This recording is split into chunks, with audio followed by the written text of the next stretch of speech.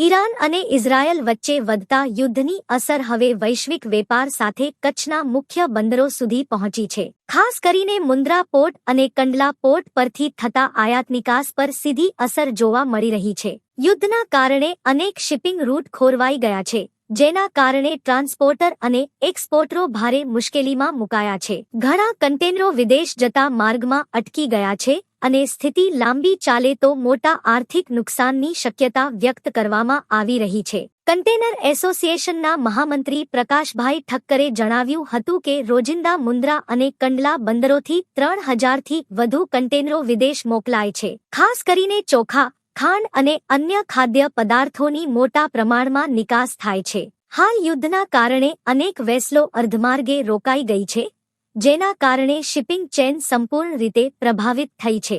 જો યુદ્ધ લાંબુ ચાલશે તો ટ્રાન્સપોર્ટરોને મોટી આર્થિક નુકસાની વેઠવાનો વારો આવશે.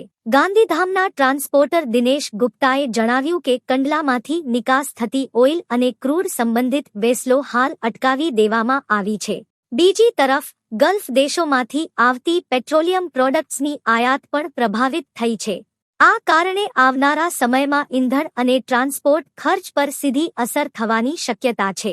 ઉપરાંત કંડલા અને મુન્દ્રા પરથી સિરામિક, ટાઇલ્સ અને ચોખાની નિકાસ ઉપર પણ ગંભીર અસર પડશે. ગાંધીધામ ચેમ્બર્સ ઓફ કોમર્સના તેજાભાઈ કાનગડના જણાવ્યા મુજબ કચ્છના આ બંને પોર્ટ પરથી દર મહિને 65,000થી વધુ કન્ટેનરોની નિકાસ થાય છે.